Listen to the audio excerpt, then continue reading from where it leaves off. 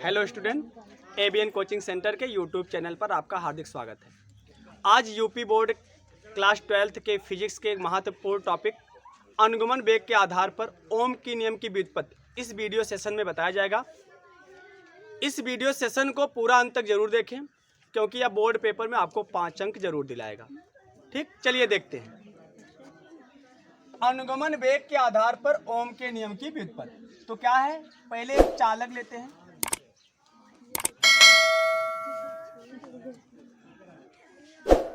माना n लंबाई की एक चालक है।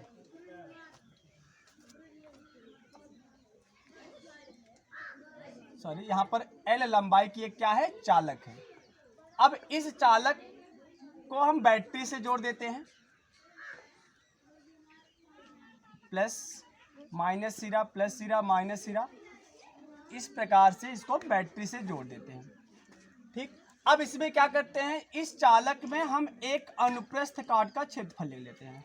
छोटा सा भाग ले लेते हैं, अनुप्रस्थ काट का क्षेत्रफल कैपिटल ए। और मान लीजिए इस अनुप्रस्थ काट के क्षेत्रफल के एकांक आयतन में मुक्त इलेक्ट्रॉनों की संख्या स्मॉल n है और इसका अनुगमन वेग जो है vd है। तो पहले तरह लिख लेते हैं। माना l लंबाई की एक चालक है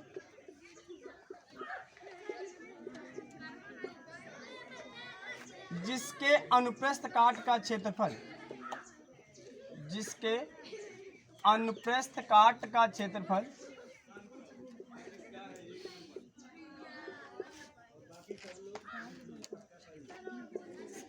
a है तथा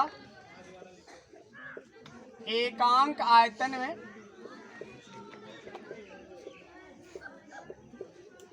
मुक्त इलेक्ट्रॉनों की संख्या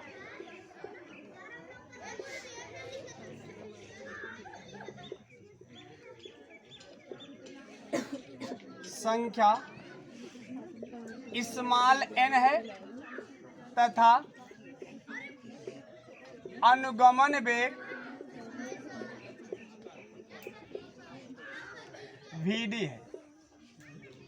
ठीक, पहले जो है इसको लिख लेते हैं। फिर इसके बाद अब चालक के सिरों पर वैद्युत क्षेत्र की तीव्रता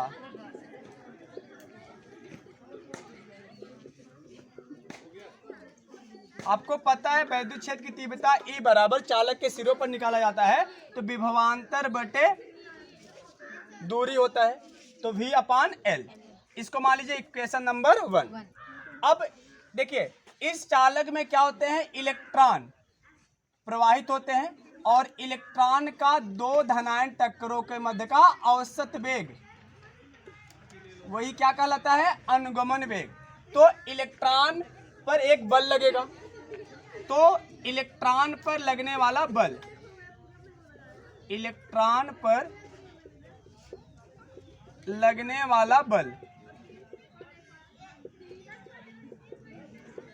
आपको पता है, बल बराबर आवेश गुणे वैद्युत क्षेत्र की तीव्रता। और इलेक्ट्रॉन का आवेश कितना होता है, स्मॉल e गुणे वैद्युत क्षेत्र की तीव्रता कैपिटल E। अब कैपिटल E का मान इस समीकरण में रख दो तो कितना हो जाएगा, F equal to E into V upon L। इसको मान लो इक्वेशन नंबर 2 मान लो। अब देखिए जो इलेक्ट्रॉन इस चालक में गति कर रहा है, मान लीजिए उसका द्रव्यमान क्या है, m, और उसमें उत्पन्न त्वरण क्या है, a। माना इलेक्ट्रॉन का द्रव्यमान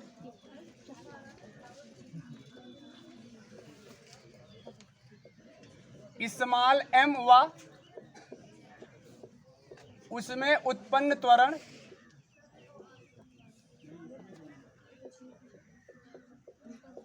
स्मॉल a है। ठीक, तो न्यूटन का द्वितीय नियम क्या कहता है, न्यूटन के द्वितीय नियम के अनुसार क्या होता है कि जो बल होता है वह द्रव्यमान गुणे गुरुत्वीय त्वरण के क्या होता है, बराबर होता है। तो यहां से हो जाएगा न्यूटन के द्वितीय नियम से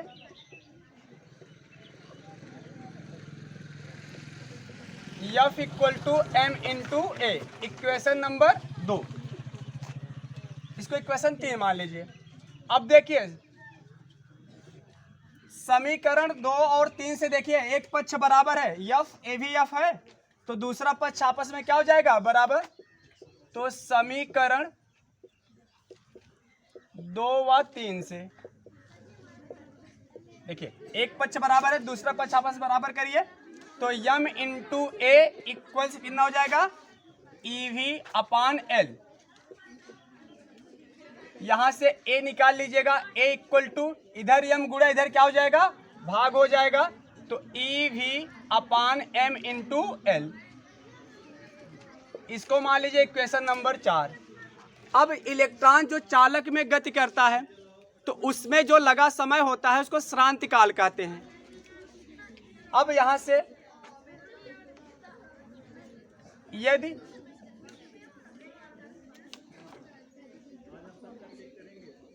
इलेक्ट्रॉन का चालक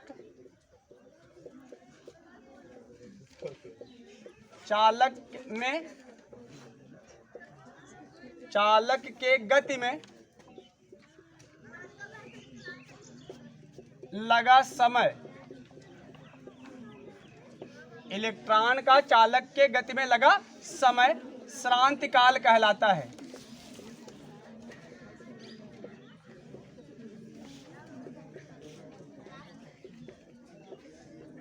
ठीक, तब वेग क्या हो जाता है, अनुगमन वेग कहलाता है। तो यहां से वेग और समय की बात है और त्वरण की बात है, तो गति का कौन सा समीकरण लगेगा, प्रथम समीकरण, क्योंकि गति के प्रथम समीकरण में वेग और त्वरण और समय की बात होती है। तो गति के प्रथम समीकरण से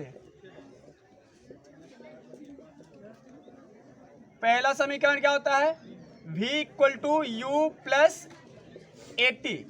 तो लेकिन चालक के हिसाब से कितना हो जाएगा, v वेग क्या कहलाएगा, अनुगमन वेग, और प्रारंभिक वेग u प्लस त्वरण a, और समय क्या कहलाएगा, श्रांति काल, जिसे टाउ से प्रदर्शित करते हैं, तो हो जाएगा a टाउ। और इलेक्ट्रॉन जब किसी चालक में गति करता है तो उसका उसमें वेग शून्य होता है, तो उसमें वेग का मतलब प्रारंभिक वेग, तो यहाँ से u इक्वल्स हो जाएगा 0, तो vd इक्वल टू हो जाएगा a टाउ। अब a का मान समीकरण 4 से रख दीजिए, a का मान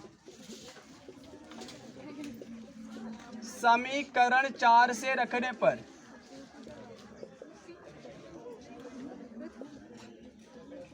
रख दीजिए, कितना हो जाएगा, vd इक्वल टू a की वैल्यू कितना है, EV अपान ml इंटू कितना है, टाउ। इसको मान लीजिए इक्वेशन नंबर 5। अब ऊपर देखिए, हमें निकालना क्या है, ओम की नियम की व्युत्पत्ति करना है। तो आपको पता है अनुगमन वेग तथा वैद्युत धारा में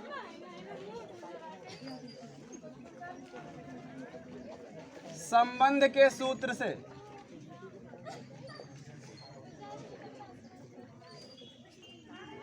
कितना होता है, I इक्वल टू NEAVD। इसको मान लीजिए इक्वेशन नंबर 6 मान लीजिए। अब समीकरण 5 से VD का मान समीकरण 6 में रख दीजिए। समीकरण 5 से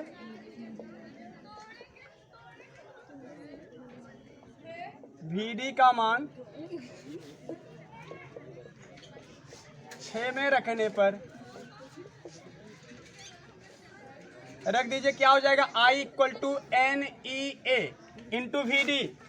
VD की वैल्यू कितना है, EV tau upon M into L। अब इधर देखिए विभवांतर इधर गुणा है, इधर क्या हो जाएगा, भाग, तो I अपान V इक्वल्स कितना हो जाएगा, NE into E square A tau upon M into L। अब इसको व्युत्क्रम कर दो, उल्टा कर दो, तो कितना हो जाएगा, V upon I equal to M L upon N E square A tau. देखिए यहाँ पर इस चालक में द्रव्यमान जो है कांस्टेंट है, लंबाई भी कांस्टेंट है, और मुक्त इलेक्ट्रॉनों की संख्या भी कांस्टेंट है, इलेक्ट्रॉन पर आवेश भी कांस्टेंट है, और क्षेत्रफल भी कांस्टेंट है, और शांतकाल भी कांस्टेंट है। इसलिए पूरे को हम कांस्टेंट मान लेंगे। तो लिख सकते हैं क्या, M L upon N E square A tau equal to एक कांस्टेंट जिसको आर मानते हैं, प्रतिरोध कांस्टेंट। तो यहाँ से क्या आ जाएगा, V upon I equal to R, और यही क्या होता है, ओम का नियम होता है, यही ओम का नियम है।